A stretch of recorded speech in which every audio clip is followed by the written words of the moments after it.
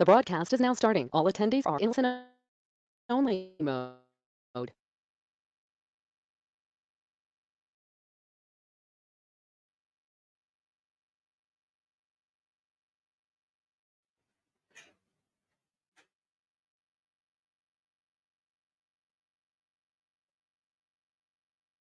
Baik, selamat sore buat kita semuanya. Berjumpa lagi di dalam sesi webinar kita sesuai dengan jadwal. Hari ini topiknya adalah rahasia dan realita trading berita ya. Oke, kita langsung saja teman-teman sekalian.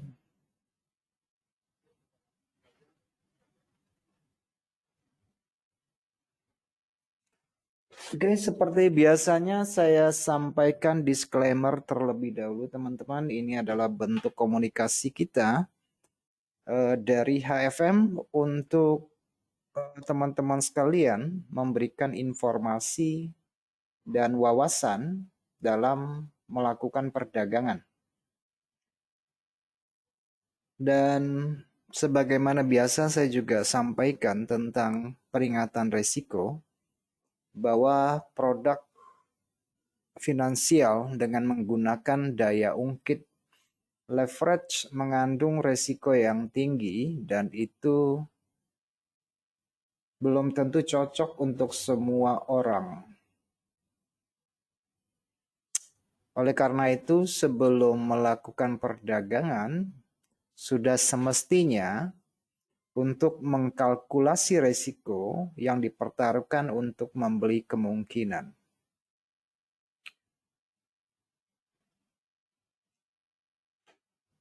Baik teman-teman yang ada di GT, saya minta kerjasamanya karena internet saya hari ini agak lelet ya. Jadi harap maklum apabila suara saya agak lari-lari nanti.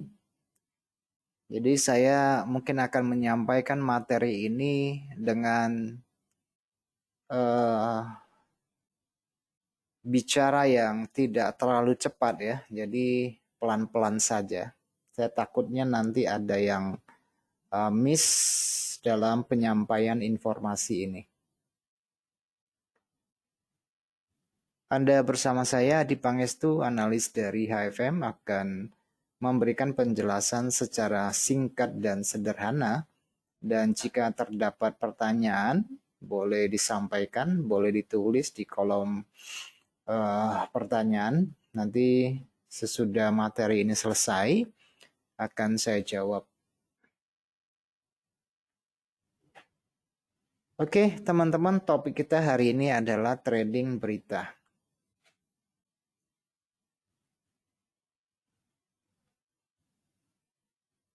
Nah, ini adalah salah satu topik yang menurut saya banyak diperbincangkan oleh banyak orang dan dalam semua komunikasi yang kita lakukan itu banyak sekali teman-teman yang mempertanyakan soal berita. Jam berapa ada berita? Hari ini ada berita apa?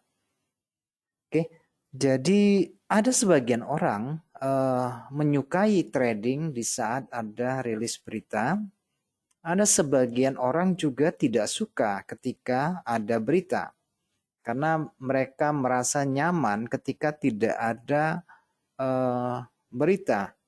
Karena menurut mereka berita sering memberikan efek yang tidak terduga dan trading berdasarkan berita tidak memiliki mekanisme setup posisi yang jelas. Dan saya merasa saya sering mengalami kerugian ketika terjadi berita. Demikian alasan yang sering kita dengar. Tetapi terlepas dari sebagian orang yang berpikiran negatif atau tidak melakukan perdagangan ketika ada rilis berita, banyak juga teman-teman yang sangat menyukai trading berdasarkan berita. Salah satu faktornya adalah volatilitas yang terjadi ketika rilis berita biasanya akan berimbas pada pergerakan yang sangat fluktuatif dan sangat volatile. Nah, itu yang dicari orang biasanya ya, karena menurut mereka untuk mendapatkan keuntungan yang besar ya di saat berita, gitu ya. Eh, Tradingnya tidak lama, tidak pakai lama, tetapi eh, plus minusnya bisa langsung kelihatan ya.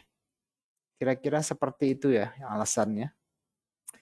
Nah, kalau teman-teman perhatikan, kalau rilis data ekonomi memang merupakan buah simalakama ya. Ada yang akan mendapatkan profit yang sangat banyak, tetapi tidak jarang juga banyak orang yang mengalami kerugian. Jadi bisa dimaklumi antara dua sisi ini, ada yang mendukung, ada juga yang apa ya, tidak mendukung ya. Jadi ada yang pro dan ada yang tidak. Itu tergantung dari masing-masing pedagang ya. Nah, hari ini kesempatan saya untuk bercerita sedikit tentang perdagangan mengenai rilis data ekonomi dan beberapa faktor yang dipengaruhi oleh berita yang tak terduga, breaking news atau event geopolitik yang terjadi seperti saat ini, mengenai perang antara militan Hamas dengan Israel. Itu juga sangat berkaitan erat dengan pergerakan harga. Nah, teman-teman sadar atau tidak sadar, mungkin dalam pekan ini kita sudah melihat beberapa jendela harga atau gap yang terbentuk karena efek berita geopolitik ini. Oke, jadi teman-teman saya akan membahas topik ini bukan hanya karena didasarkan pada situasi saat ini, tetapi mengingat data yang barusan kita lihat sama-sama dari non-farm payroll, dari kemudian FOMC, kemudian juga data CPI yang akan dirilis pada pekan ini. Oke, jadi tolong dicermati baik-baik. Nanti kita akan membahas satu persatu.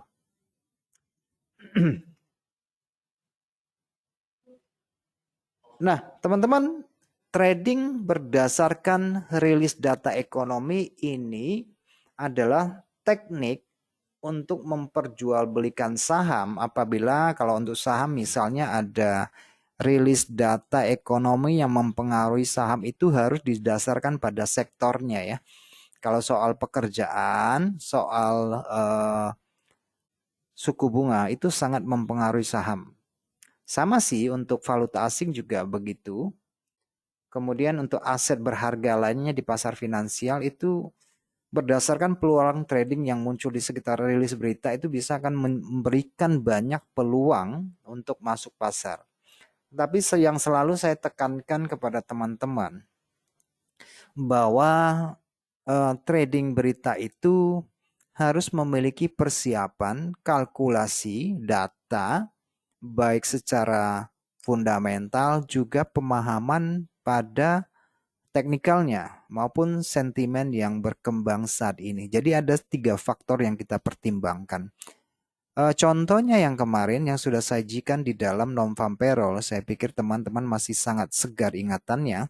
Bagaimana kita memproyeksikan harga yang akan terjadi pada terjadi pada pasangan XAU USD kemarin. Kita sudah ada proyeksinya, teman-teman yang sudah mengikuti tentu sudah saya bahas sebelum penentuan data non-farm payroll, kira-kira data apa yang harus kita kalkulasi, kita lihat, kita cermati, dan kita analisa untuk mendapatkan proyeksi bagus atau tidak bagusnya non-farm payroll yang kemarin. Nah, dalam waktu dekat kita akan mendapati data CPI, yaitu data tentang indeks konsumen, yaitu indeks harga konsumen, yaitu mengenai pergerakan harga barang dan jasa, kemudian dari harga beberapa harga pangan dan energi, yang tentu saja teman-teman juga melihat lompatan harga energi, terutama harga gas yang naik sampai 14% karena beberapa aksi yang dilakukan oleh pemerintah Israel untuk menghentikan pengiriman ekspor gas ke Eropa.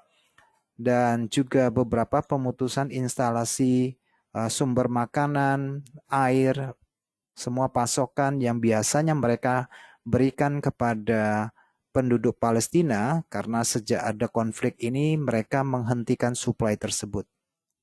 Nah, itu secara langsung akan berpengaruh pada harga energi yang kita bisa lihat dari harga gas yang ada di Eropa tiba-tiba mendadak naik hingga 14% dalam pekan ini. Itu dari semua komoditas yang ada, gas yang melonjak paling luar biasa.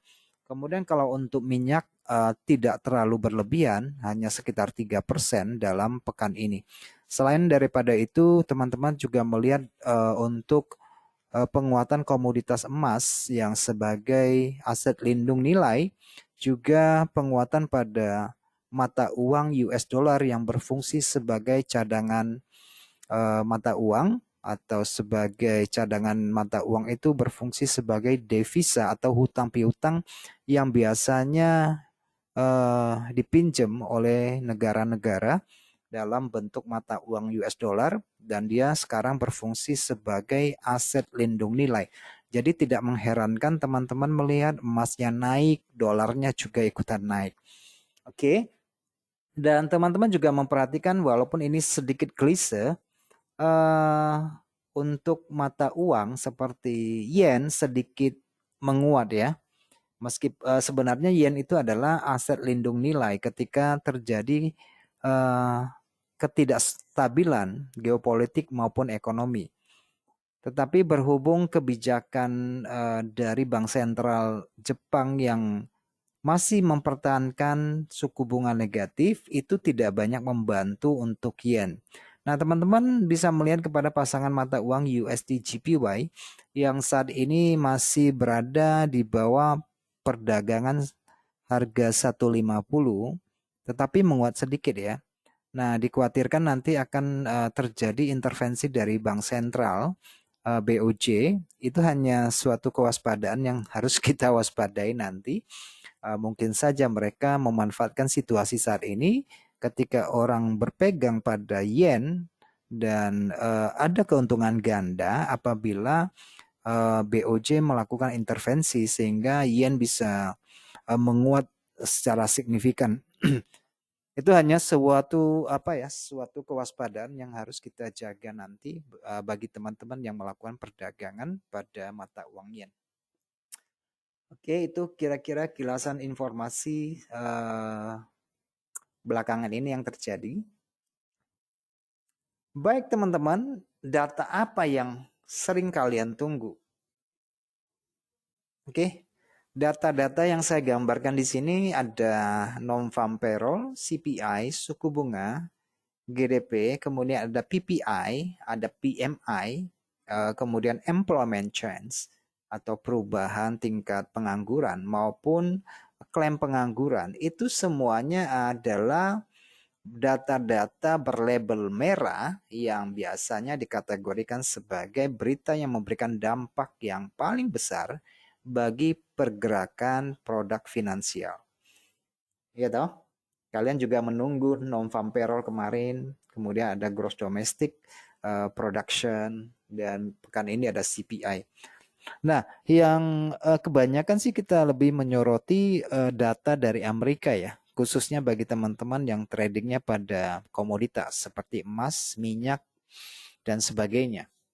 Kalau khusus untuk minyak mungkin lebih memperhatikan dari sentimen yang dilahirkan dari kartel minyak seperti Rusia, Arab Saudi, dan kroninya. Dan karena memang mereka memonopoli harga minyak, jadi harga minyak sangat dipengaruhi oleh mereka. Juga untuk laporan API atau laporan dari EAE untuk stok minyak Amerika itu juga berpengaruh pada harga minyak. Kemudian tentu saja suhu politik yang berlangsung saat ini akan sangat berdampak pada perdagangan minyak. Sebagaimana teman-teman ketahui bahwa Rusia maupun Arab Saudi memperpanjang eh, pembatasan produksi hingga akhir tahun. Jadi menurut saya untuk harga minyak tetap akan berada di kisaran sekitar 80 hingga 90. Dan apabila krisis geopolitik yang berlangsung saat ini, dan teman-teman juga telah mempelajari sejarah bagaimana perang Rusia dan Ukraina, bagaimana perang Teluk itu telah mendongkrak, yang paling berdampak adalah harga minyak dan harga gas. Itu dua komoditas yang paling berdampak dari krisis geopolitik, terutama perang yang terjadi. Baik teman-teman, di pasar forex secara khusus, kalau ada rilis data berita itu bisa memicu pergerakan ratusan pip ya teman-teman, 100 pip sampai 200 pip, 300 pip juga pernah ya. Apabila memang data tersebut memberikan dampak yang sangat signifikan pada aset yang kita perdagangkan.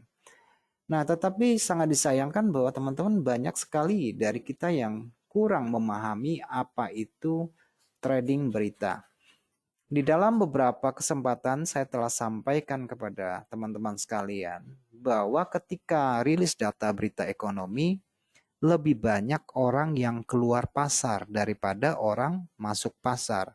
Nah, itulah kadang-kadang menciptakan pergerakan dengan harga, bentuk, dan candle yang sangat besar sekali, sangat dominan. Gitu ya. Nah, teman-teman, mayoritas dari pedagang pemula biasanya beranggapan bahwa berita itu akan langsung merefleksikan pergerakan harga. Sehingga banyak sekali kita mendapatkan pertanyaan, kenapa datanya Amerika bagus kok harga emasnya malah menguat, atau sebaliknya data Amerika jelek kenapa emas justru turun. Nah, ada beberapa miskomunikasi yang yang tidak kita pahami. Padahal sebelumnya saya sudah sampaikan beberapa informasi bahwa biasanya pasar itu menyerap informasi itu sudah duluan mereka mengetahui informasi. Jadi ibaratnya sudah mereka mendapatkan data-data harian yang mereka lihat dan mereka melakukan riset. Jadi ketika data itu keluar biasanya sudah jarang memberikan impact yang signifikan besar. Teman-teman bisa melihat kemarin seperti laporan data Amerika yang sudah sangat bagus, ya pasar sudah merespon hal tersebut dari 1-2 minggu sebelumnya, dari laporan penganggurannya, kemudian dari laporan klaimnya. Jadi mereka sudah mencermati hal tersebut. Jadi tidak mengherankan bahwa emas mengalami penurunan, bukan didasarkan pada data berita ekonomi di hari tersebut, tetapi sebelum itu pasar sudah merespon duluan. Jadi seperti apa ya? Sering saya sampaikan. Contohnya misalnya kalau ada pembukaan daerah baru, kira-kira siapa yang paling mendapatkan keuntungan atau perluasan wilayah perkotaan? Tentu saja orang di lingkaran pemerintah karena mereka mendapatkan informasi yang paling cepat dan paling akurat sehingga untuk pembukaan jalan baru, perluasan perkotaan, wilayah perkotaan, biasa yang paling mendapatkan manfaatnya ya orang-orang di sekisaran dari pemerintahan misalnya.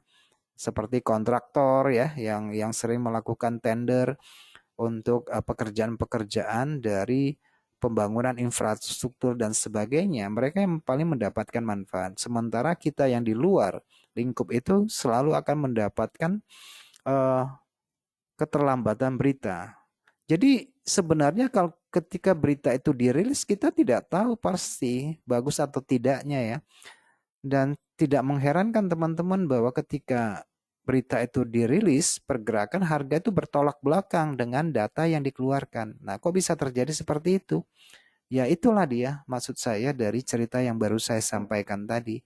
Bahwa pasar sudah merespon duluan karena mereka sudah mengakumulasi laporan statistik sebelum-sebelumnya ya. Jadi mereka sudah punya perkiraan. Terlepas dari benar dan tidak, pasar sudah jalan duluan.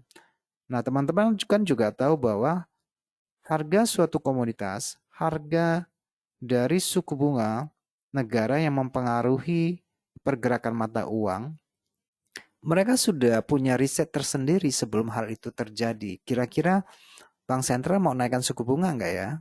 Atau tidak? Kalau non-farm payroll ini kali ini lebih bagus atau lebih tidak ya? Mereka sudah memiliki datanya. Terlepas dari benar dan tidaknya itu urusan nomor dua. Yang penting pasar sudah merespon dan pasar sudah berjalan duluan. Nah, itu belakangan yang kita dapat. Memang ada kalanya bahwa beritanya bagus itu bekerja sangat positif. Kalau berita misalnya dolarnya bagus, ya dolar menguat hampir terhadap semua mata uang mayor lainnya, juga menguat terhadap komoditas. Nah, itu dalam kondisi yang sinkron. Tetapi lebih banyak kita mendapati kondisi yang tidak sinkron, kan begitu ya?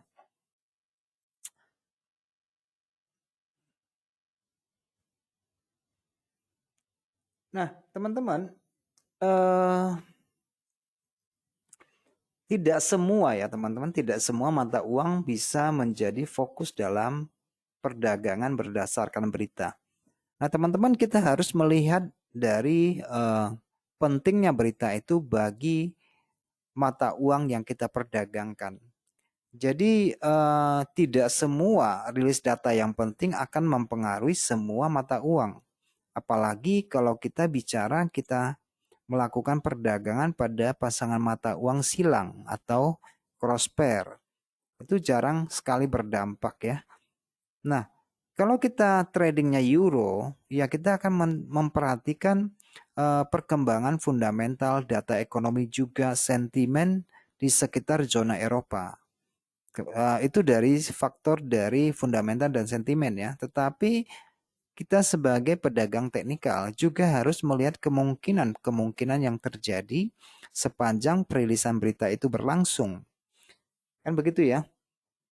Nah, di antara semua pair yang saya tulis di sini, ini adalah mata uang yang secara langsung bersinggungan dengan US dollar dan memiliki kecenderungan yang paling besar pergerakannya ketika terjadi rilis data Amerika secara khusus.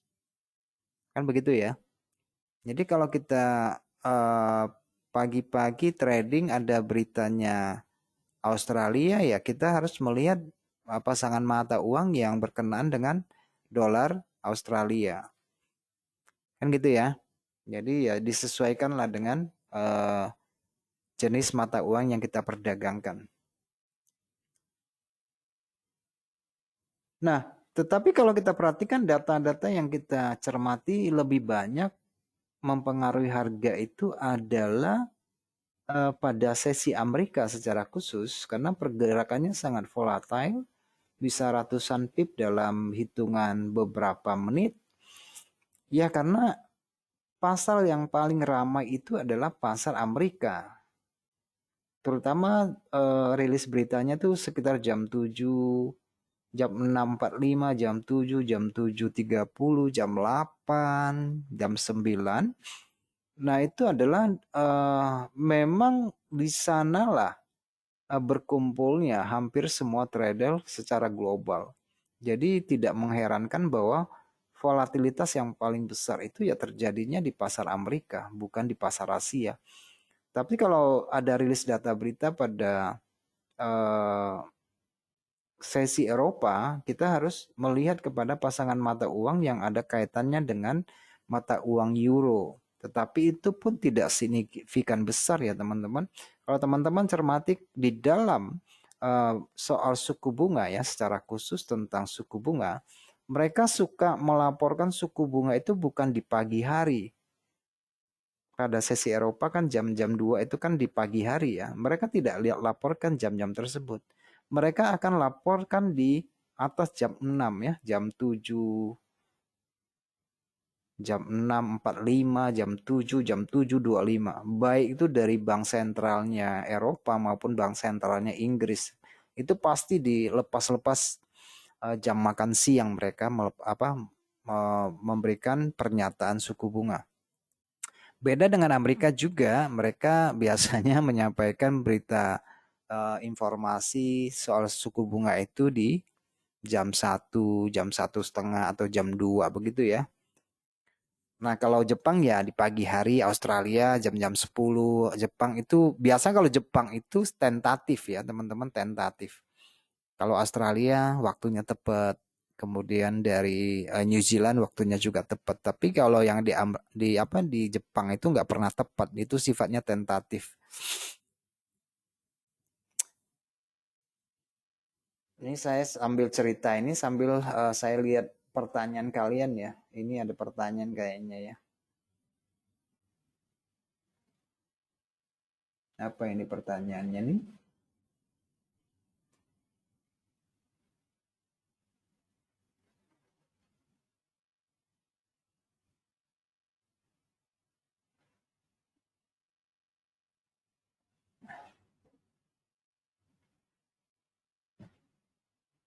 Oke, kayaknya kurang lebih sudah kujawab semua ya dari pertanyaan kalian. Oke. Nah, sekarang kita melihat macam-macam strategi trading ya. Kalau dilihat dari strategi, ada kadang-kadang ya agak-agak aneh juga ya. Trading. Nah, ini yang paling umum ya teman-teman, strategi trading berita. Ada yang suka pasang buy stop, sell stop, karena nggak tahu arah contohnya ya. Itu yang paling umum. Buy stop deh di atas, sell stop di bawah, atau buy limit dan sell limit. Nah, biasanya itu dilakukan sebagai perangkap harga ya. Kalau untuk buy stop dan sell stop berarti kan sang tradernya tidak tahu pasti harganya akan kemana. Nah, itu yang membingungkan ya. Kemudian ada juga yang melakukan buy limit karena dengan perkiraan kalau turun kira-kira PO-nya di sini, kalau naik PO-nya kira-kira di sini. Nah, dari kedua alternatif ini saya lebih menyukai alternatif kedua daripada menggunakan buy stop dan sell stop. Nanti kita akan cerita lebih lanjut di dalam grafik ya. Kenapa? Buy stop dan sell stop kalau pergerakannya satu arah, it's okay ya. Tetapi bagaimana kalau pergerakannya volatil naik dan turun sehingga buy stop-nya terkena, sell stop-nya terkena? Bagaimana? Berarti kondisinya nanti akan terkunci di situ kan? Oke, buy stop pasang SL, sell stop pasang SL. Kalau harganya dua arah, bisa dua-duanya terkena stop loss. Tetapi juga ada yang langsung pasang TP. Nah, menurut saya kalau teman-teman ingin menggunakan strategi buy stop dan sell stop, sebaiknya juga posisi itu dipasang dengan trailing stop. Jadi ketika harga bergerak, ya dia akan keuntungan kalian akan terkunci dengan sendirinya. Kan begitu ya. Tetapi belakangan ini saya sih jarang sekali melihat orang menggunakan buy stop dan sell stop lagi ya. Meskipun ada ya, pasti ada. Nah, mengenai buy limit dan sell limit, menurut saya ini lebih baik karena memiliki perbandingan teknis. Kenapa dia menggunakan buy limit di sini dengan di harga sekian-sekian? Mungkin didasarkan pada metode yang dia terapkan. Oke, dan saya sering memberikan informasi kira-kira PO-nya di harga sekian-sekian. Oke, alasannya apa? Begini, begini, begini. Alasan teknisnya begitu ya. Nah, itu yang biasa ya teman-teman. Buy stop melakukan memanfaatkan euforia yang terjadi sekitar pemberitaan informasi tersebut. Nah, memang menggunakan buy stop dan sell stop apa ya? Kalau buat saya sendiri kurang pede sih. Pasang buy stop dan sell stop itu merupakan strategi yang saya tinggalkan sekian tahun gitu ya, nggak pernah saya gunakan. Jadi pemahamannya begini, kenapa kita harus buy stop dan sell stop? Kenapa nggak kita buy sekarang aja kalau memang proyeksimu ke sisi atas? Kenapa harus menggunakan buy stop? Atau kenapa harus menggunakan sell stop? Kenapa nggak langsung sell aja kalau memang proyeksimu ke bawah? Nah, buy stop dan sell stop menurut saya itu adalah tindakan atau kegiatan yang dilakukan seseorang yang tidak mengetahui arah yang jelas dari perdagangan tersebut. Kenapa nggak langsung buy? Kalau memang tahunya kira-kira dia mau naik dari rilis berita tersebut. Tinggal buy aja kok, pasang SL misalnya, pasang TP kan sudah ya. Kalau untuk buy limit adalah untuk mendapatkan harga yang paling murah ketika harga berakselerasi lebih rendah mendapat dan menjemput point entry-mu dan selepas itu harga bergerak naik. Nah, menurut saya itu jauh lebih bijaksana, lebih memikir bagaimana dengan buy limit yang dijebol. Ya buy limit bagaimanapun tetap harus menggunakan stop loss dong. Sell limit juga demikian. Ya kan? Begitu ya.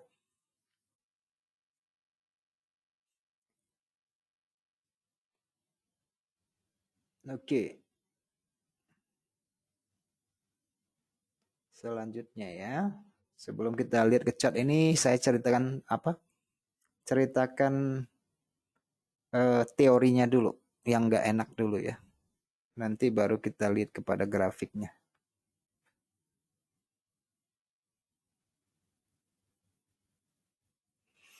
Oke, nah sekarang dampak dari berita. Nah, dampak berita itu ada yang bersifat jangka panjang, ada yang bersifat jangka pendek.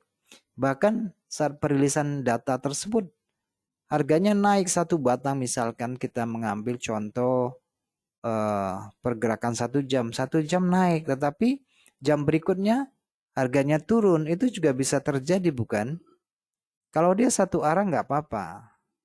Sesudah naik perilisan berita, kemudian jam berikutnya 1 jam ke depan, 2 jam ke depan, melanjutkan pergerakan yang sama. Tetapi ada juga yang di seketika itu harga yang turun, misalnya dalam contoh non-farm payroll kemarin, datanya sangat bagus dan menguntungkan US dollar, tetapi apa yang kita lihat pada emas 1 jam turun selepas itu gimana? Harganya naik kembali ke atas. Oke, jadi ada yang sifatnya jangka panjang dan yang jangka pendek ya, teman-teman. Nah, coba kita lihat dulu ya.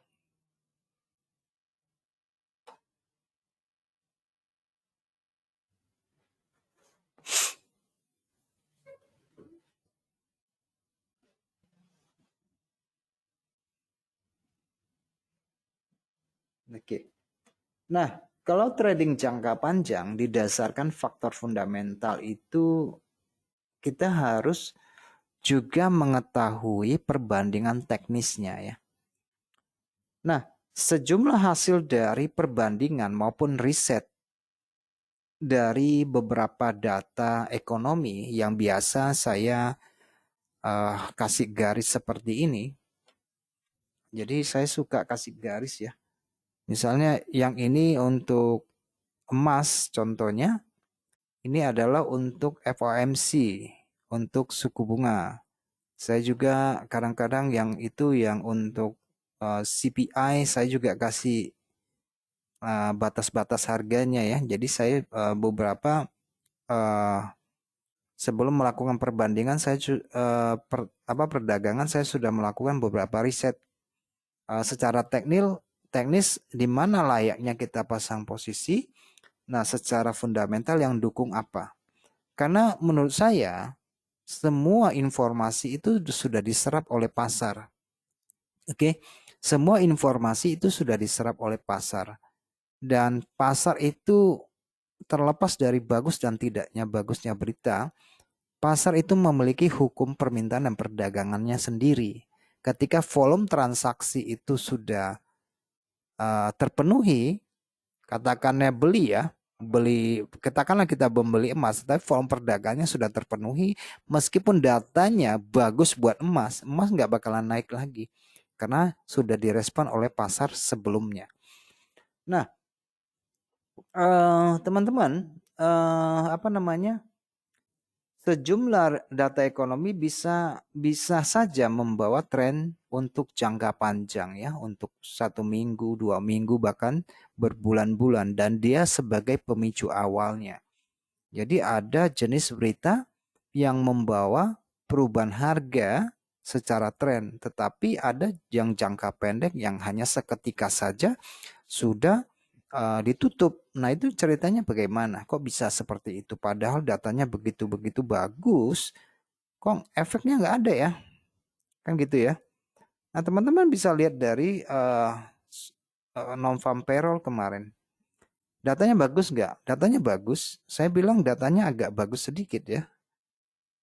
Oke, dari webinar kita sebelumnya, datanya agak-agak bagus sedikit ya, tetapi tidak mencolok.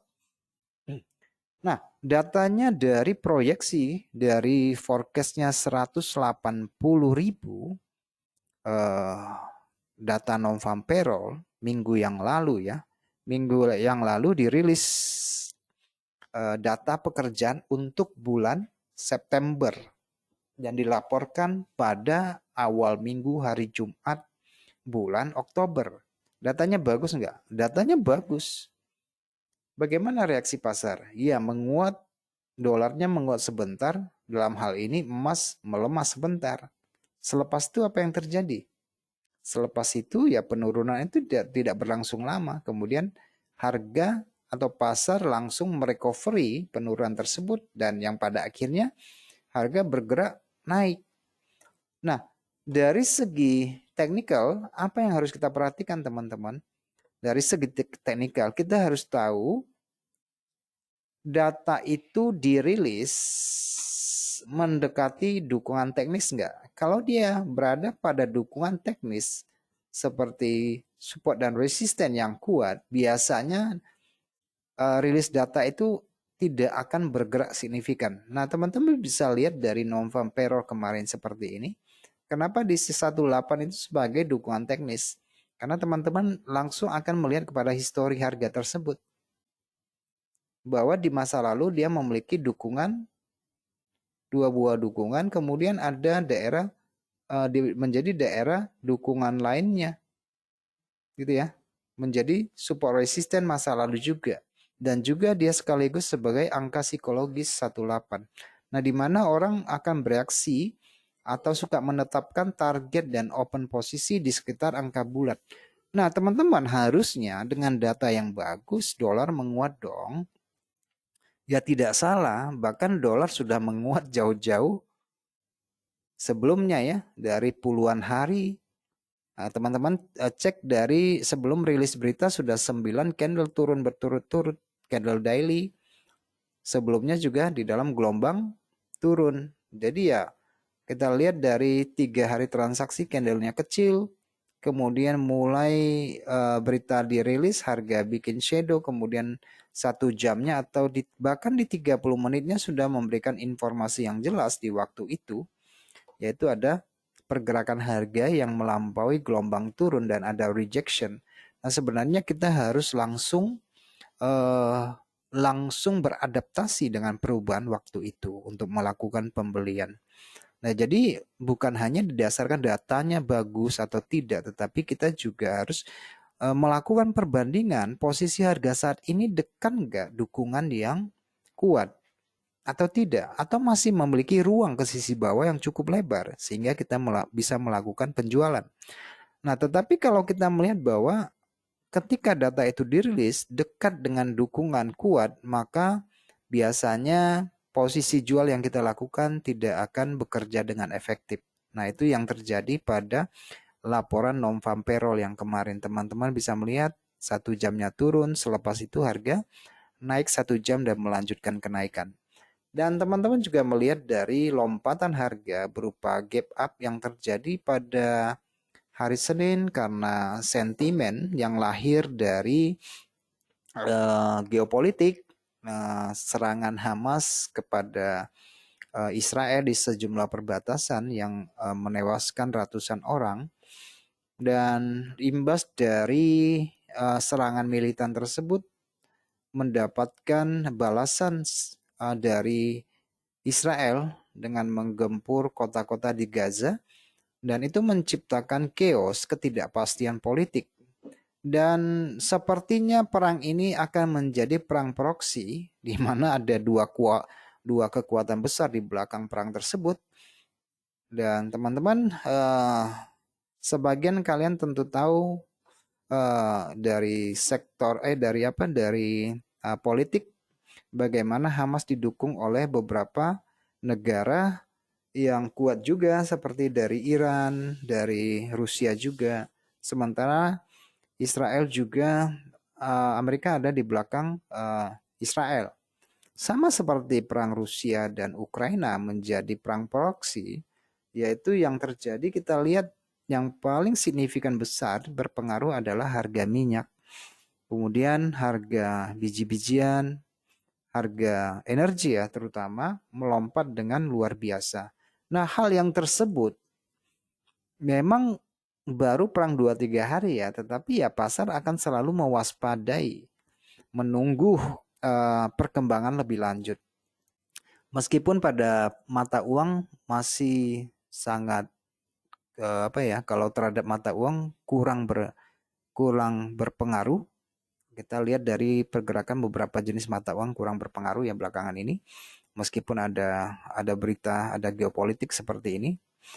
Eh, yang paling berpengaruh ya sektor energi terutama untuk biasa perang tuh sektor energi ya. Nah, teman-teman, eh, lompatan gap pada emas itu merupakan tindakan yang dilakukan oleh investor untuk mencermati perkembangan berita tersebut. Karena sebagaimana kita ketahui, emas itu merupakan aset lindung nilai. Nah, itu yang terjadi pada emas saat ini. Menjawab dari pertanyaanmu,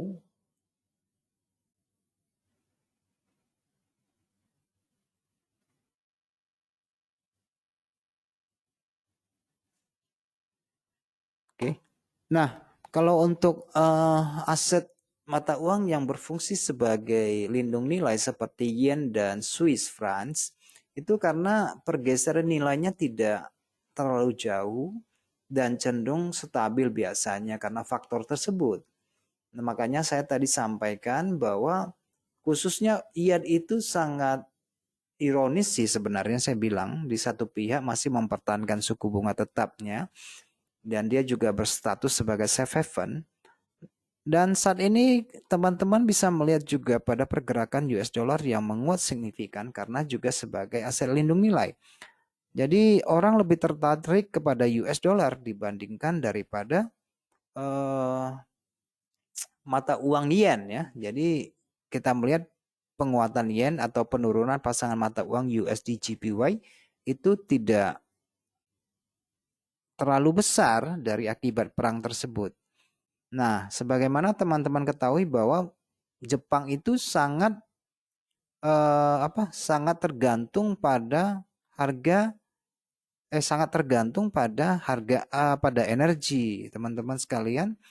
Jadi kalau kenaikan harga minyak dan gas itu biasanya mempengaruhi ekonomi Jepang sebagai negara industri. Nah, impactnya sih ke sana sih dari sektor energi, dan teman-teman bisa melihat dari perang Ukraina Rusia itu bagaimana impactnya kepada mata uang yen waktu itu. Nah, apalagi sekarang ini terjadi selisih spread suku bunga yang sangat lebar antara Bank Sentral Amerika dan Bank Sentral Jepang. Tentu saja yen agak sulit menguat. Jadi salah satu yang harus mereka lakukan kalau terjadi pelemahan terus-menerus pada mata uang yen, ya mereka harus melakukan intervensi.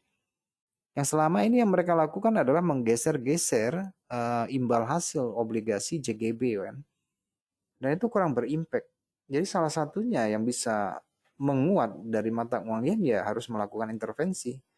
Dan itu biasanya juga intervensi seperti itu juga tidak tidak apa ya, tidak berdampak besar ya bagi pergerakan mata uang selanjutnya. Tetapi dari beberapa puluh kali melakukan intervensi dan beberapa kali berhasil, tetapi lebih banyak yang tidak membawa perubahan seketika.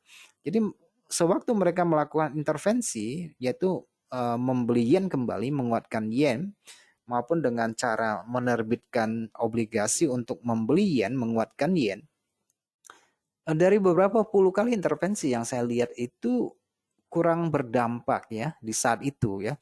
Dan biasanya akan berdampak kemudian sesudah 2 sampai 3 minggu ke depan. Nah, intervensi yang dilakukan oleh BOJ secara khusus itu kan biasanya mata uangnya sudah terlalu kuat atau mata uangnya sudah terlalu murah. Mereka melakukan intervensi. Dan perlu teman-teman ketahui bahwa intervensi yang dilakukan oleh Bank Sentral Jepang itu juga bisa dibantu oleh Bank Sentral Eropa maupun Bank Sentral Amerika karena mereka memiliki perjanjian Paris. Jadi mereka bisa membantu untuk menguatkan yen juga ya teman-teman. Jadi ada beberapa kali mereka melakukan hal tersebut. Kalau dibilang dari apa? Dari segi faktor alam, gempa bumi seperti pertanyaanmu. Kalau untuk gempa bumi agak aneh sih ya. Seperti teman-teman lihat ketika terjadi tsunami Jepang pada tahun berapa? 2000-an. Yang kita lihat bukan yen memang kita lihat yen justru menguat secara signifikan ya, bukannya marah melemah. Jadi pemerintahnya cepat merespon dan merecovery sehingga tidak memberikan dampak langsung kepada pasar finansial waktu itu. Jadi mereka tanggap dengan situasi dan bisa memberikan kepercayaan kepada pasar.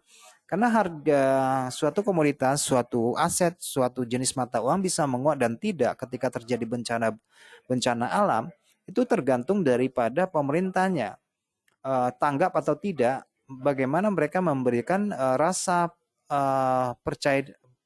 percaya kepada investor maupun pedagang yang berkaitan dengan aset mereka. Kalau mereka bisa memberikan jaminan dan bisa memulihkan situasi dengan cepat, ya tentu saja itu tidak akan menjadi masalah besar. Efek tetap ada, tetapi untuk jangka pendek itu biasanya seperti itu. Nah, teman-teman, seperti yang saya sampaikan bahwa rilis suatu berita bisa memberikan dampak jangka panjang juga dampak jangka pendek. Jangka pendek ya seperti ini, teman-teman, dari laporan non-farm payroll kemarin, teman-teman bisa melihat juga ada data non-farm payroll yang ketika dirilis itu bisa membawa perubahan tren ya. Kalau kita lihat kepada histori, ada beberapa non-farm payroll seperti ini teman-teman yang menjadi tren ya, agak lama di sini ya. Non-farm payroll dirilis pada bulan Juni awal dan non-farm payroll itu membawa tren ya. Sesudah dirilis datanya kemana? Harga emasnya turun.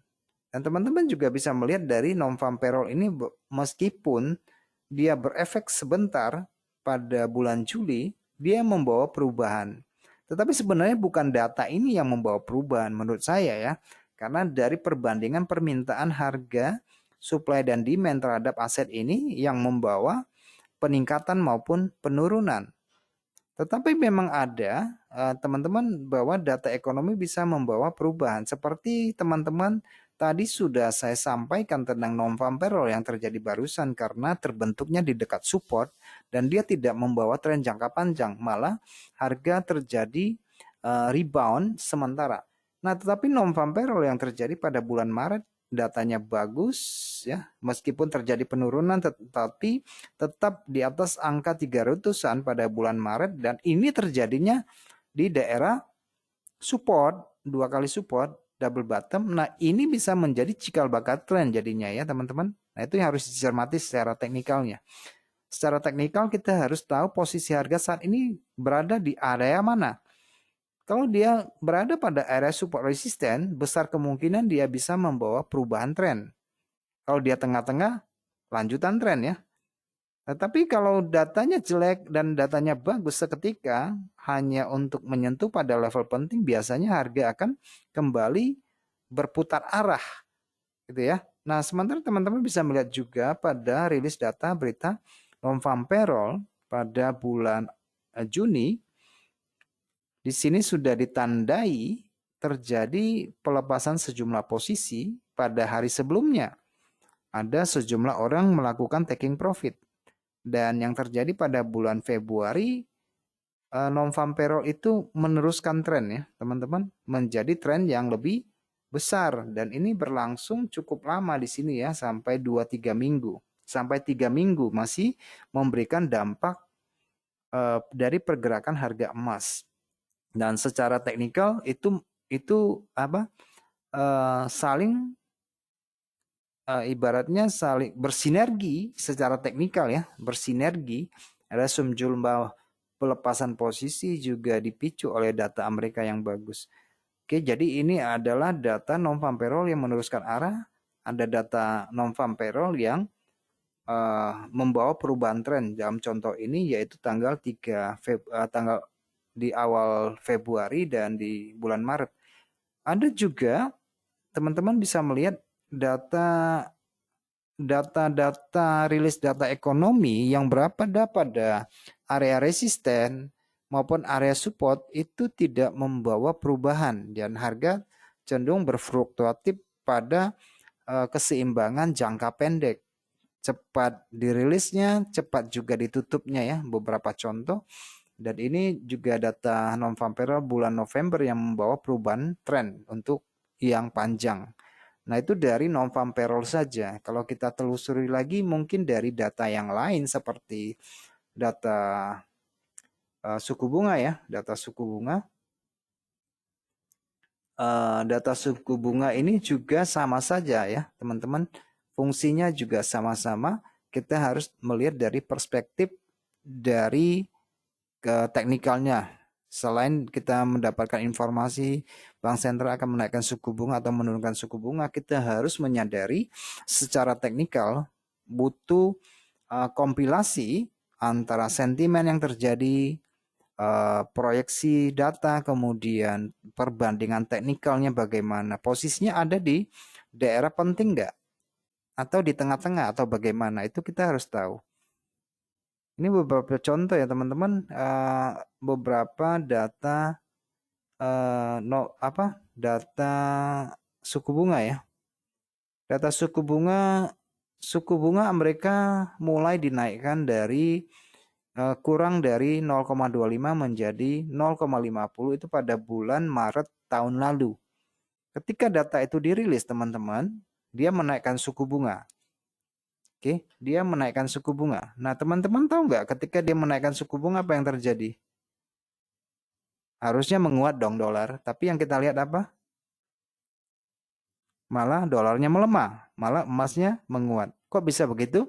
Ya karena perbandingan tadi, kalau kita tidak melakukan perbandingan ternyata harga sudah di bottom ya, dekat-dekat dari zona support dan resisten, dan isu tentang menaikkan suku bunga sudah berlangsung selama berminggu-minggu. Oke, jadi ya orang sudah pegang dolar duluan ya. Jadi ketika data itu dirilis ya tidak memberikan impact yang signifikan lagi ya, malah harga berbalik mengalami koreksi. Itu yang terjadi pada bulan Maret tahun lalu. Nah, selanjutnya ketika harga masih berlangsung, kita juga melihat yang sedikit aneh di sini, teman-teman, hal yang sama terulang kembali. Oke, di bulan Mei juga dia menaikkan suku bunga, tetapi yang kita lihat malah bukannya dolarnya menguat. Di sini malah dolarnya melemah. Itu terlihat dari pergerakan harga emas yang naik ke sisi atas. Sama kejadiannya teman-teman, bahwa ketika dia menaikkan suku bunga pada bulan Maret tersebut, pasar juga sudah merespon duluan. Jadi dolar memang sudah menguat duluan. Nah, hanya saja ketika dia melakukan berita itu kita harus memiliki perbandingan teknisnya di sini. Oke, kalau lihat ke samping ada support resisten nggak? Kalau dia dekat support resisten ya kemungkinan besar bukannya malah turun, malah menjadi naik. Jadi ya seperti tadi di awal saya katakan ya, pasar sudah merespon semua berita baik yang positif maupun negatif akan melahirkan sentimen di awal, yaitu terjadinya penurunan harga emas sebelum itu terjadi. Nah, di sini bulan Juni juga hal yang sama berlaku teman-teman, dari 1% dia naikkan 0,75%. Yang kita lihat malah bukannya emas turun ya, tetapi malah emasnya naik. Ini kan bertolak belakang kan dengan apa? Dengan yang kita harapkan atau dari kebanyakan yang kita tahu kan. Nah, sementara pada bulan bulan Juli dia naikkan suku bunga dari 1,75 menjadi 2,5%. Lebih parah lagi ya naiknya. Kok ini makin naikkan suku bunga masih malah naik. Dan itu kondisinya sama tadi teman-teman. Jadi ketika suku bunga dikeluarkan, orang cenderung keluar dari pasar, bukan masuk pasar, karena mereka sudah menjual sebelumnya. Jadi nggak ada gunanya lagi mereka menjual ketika sudah berlangsung cukup lama di sini. Nah, itu yang kontradiktif ya teman-teman. Yang kontradiktif di sini dia 2,5 naik menjadi 3,25 pada bulan September. Hal yang sama juga berlaku, emasnya hanya turun sebentar, kemudian dia naik kembali ke sisi atas. Jadi beberapa hal yang kita lihat dari contoh ini, kita akan menjadi lebih melek ketika berita itu dirilis. Berita itu penting nggak? Jadi salah satu hal yang kita lihat adalah posisi harga itu ada di mana saat ini. Oke, apakah dekat support resistance, supply dan demand? Apakah berada pada level Fibonacci yang kuat? Contohnya di golden ratio-nya di level 61,8 dan sebagainya. Itu harus kita lihat sebelum berita itu dirilis. Nah, untuk mencermati beberapa pesan ke depan, bentar ya.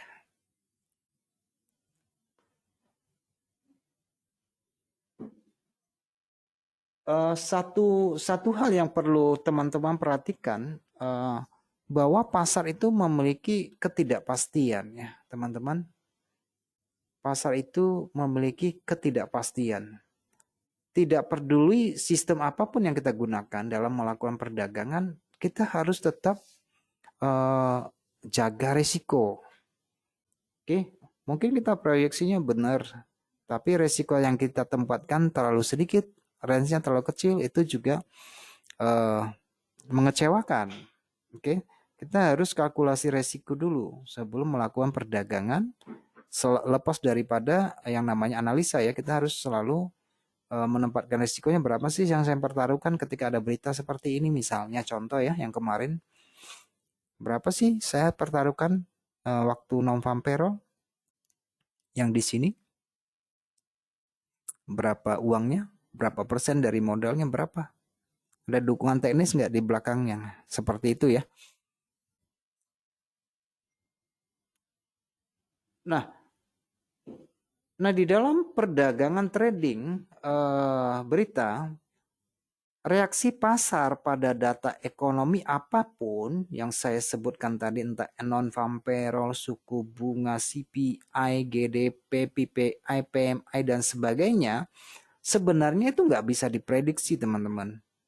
Oke, sebenarnya nggak bisa kita prediksi karena kita tidak memiliki data yang valid. Data yang diberikan di dalam Forex Factory, di dalam kalender ekonomi, itu semuanya bisa direvisi.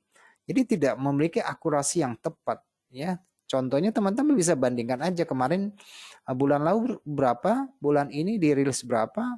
Untuk beberapa saat ke depan teman-teman cek kembali, datanya bisa berubah karena mereka melakukan revisi. Karena itu kan statistik ya, statistik, data statistik. Jadi bisa mengalami perubahan, revisi.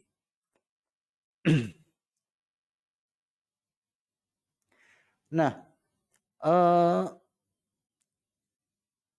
sebenarnya kita nggak tahu dengan pasti sih turunnya sampai di mana, naiknya sampai di mana ya. Yang bisa kita jaga-jaga adalah mencari potensi beli ketika memang kita melihat ada peluang harga mendekati dasar yang menurut kita perhitungannya kuat. Oke, bisa salah, bisa, sangat bisa. Tetapi itulah salah satu caranya ya teman-teman, memperbandingkan datanya. Saya sering katakan saya nggak terlalu penting sih datanya, saya perlu jamnya.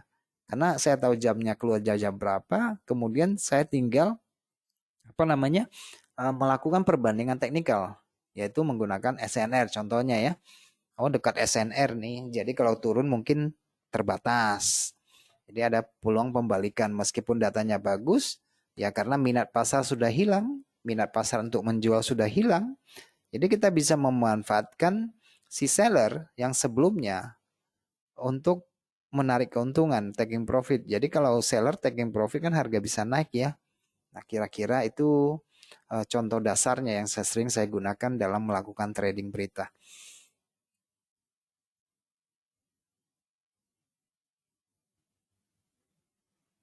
Oke, teman-teman ada yang mau ditanyakan?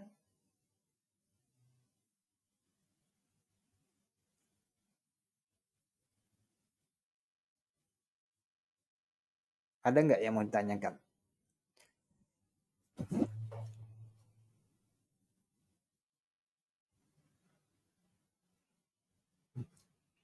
Kalau saya ngomong sendiri nih nggak ada tanya nih, nggak seru juga ya, nggak ada dua arah nih.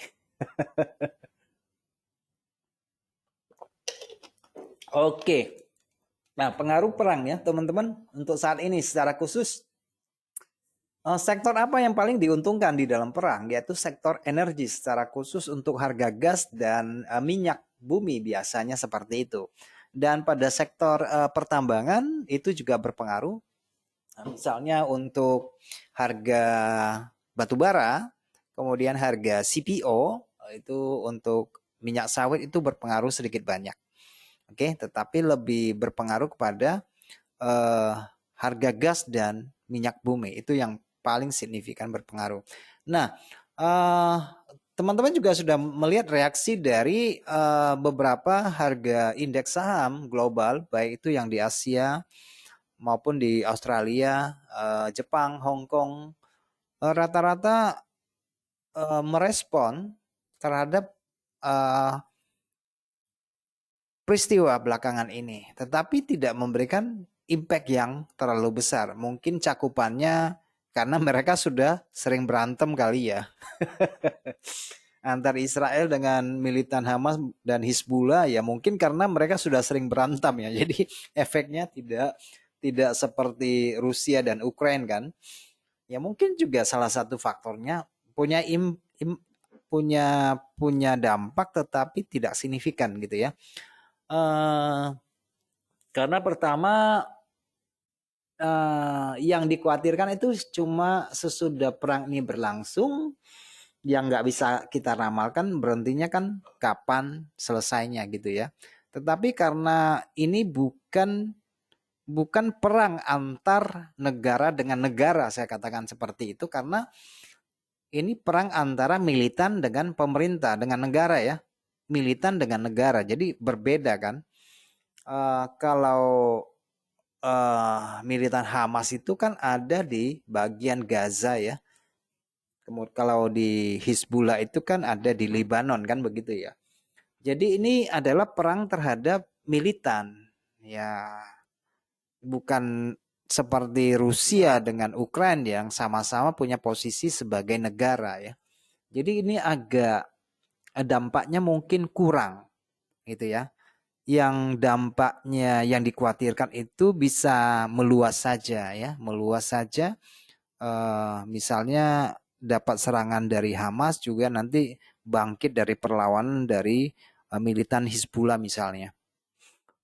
Kemudian teman-teman ketahui bahwa Hizbullah itu berada di Lebanon itu mendapat pasokan dari Iran secara khusus dan itu saja sih yang dikhawatirkan melebar. Apalagi belakangan ini hubungan Israel dengan Arab Saudi dan dengan beberapa negara Arab sudah memiliki hubungan diplomatik yang bagus untuk kerjasama ekonomi dan pertahanan.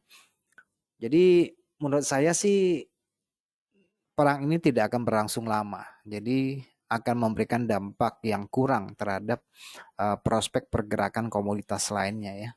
Ya untuk saat ini memang langsung berdampak pada harga gas dan minyak. Tapi saya pikir ini bersifat sementara ya. Kalau kita bahasnya ke politik ya. Waduh. Oke deh teman-teman, kalau tidak ada yang ditanyakan kita akhiri dulu ya. Nanti kita coba live di aplikasi Telegram nanti malam. Oke, terima kasih teman-teman buat atensi kalian hari ini. Dan kita akan berjumpa kembali pada hari Jumat ya. Oke, terima kasih buat atensinya dan selamat malam buat kita semua.